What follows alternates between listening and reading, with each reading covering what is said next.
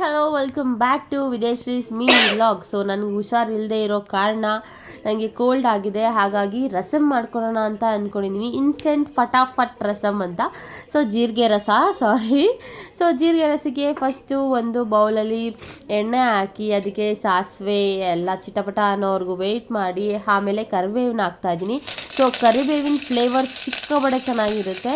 ನನಗೆ ಏನು ತಿಂದರೂ ಬಾಯಲ್ಲಿ ರುಚಿನೇ ಸಿಗ್ತಾ ಇರಲಿಲ್ಲ. ಅದಕ್ಕೆ ಜೀರಿಗೆ, ಮೆಣಸು ಮತ್ತು ಬೆಳ್ಳುಳ್ಳಿನೆಲ್ಲ ಚೆನ್ನಾಗಿ ಜಜ್ಜಿ ಹಾಕ್ಕೊಂಡು ಅದನ್ನು ಹಾಕಿ, ಹಾಗೆ ಸ್ವಲ್ಪ ಮೆಣಸಿನ್ಕಾಯಿ ಎಲ್ಲ ಟೊಮೆಟೊ ಹಾಕಿ ಚೆನ್ನಾಗಿ ಸಾಫ್ಟ್ ಆಗೋವರೆಗೂ ವೆಯ್ಟ್ ಮಾಡಿ ಹುಣಸೆ ಹಣ್ಣಿನ ರಸ ಹಾಕ್ತಾಯಿದ್ದೀನಿ. ನೀವು ಇದನ್ನು ಸ್ಕಿಪ್ ಕೂಡ ಮಾಡ್ಬೋದು, ಬಟ್ ನನಗೊಂದು ಸ್ವಲ್ಪ ಹುಳಿ ಟೇಸ್ಟ್ ಬೇಕಾಗಿತ್ತು ಅಂತೇಳ್ಬಿಟ್ಟು ಹುಣಸೆ ಹಣ್ಣಿನ ರಸ ಹಾಕಿ ರುಚಿಗೆ ತಕ್ಕಷ್ಟು ಉಪ್ಪು ಹಾಕಿ ಆಮೇಲೆ ಕೊತ್ತಂಬರಿ ಸೊಪ್ಪು ಹಾಕಿ ವಾಟ್ ಎ ಕಾಂಬಿನೇಷನ್ ಅಂತೀರ. ಚೆನ್ನಾಗಿ ಕುದಿಬೇಕು. ಕುದ್ದಿದಾದಮೇಲೆ ಬಿಸಿ ಬಿಸಿ ಅನ್ನಕ್ಕೆ ತಿಂತಾಯಿದ್ರೆ ಸೂಪರಾಗಿರುತ್ತೆ. ನೀವು ಕೂಡ ಟ್ರೈ ಮಾಡಿ.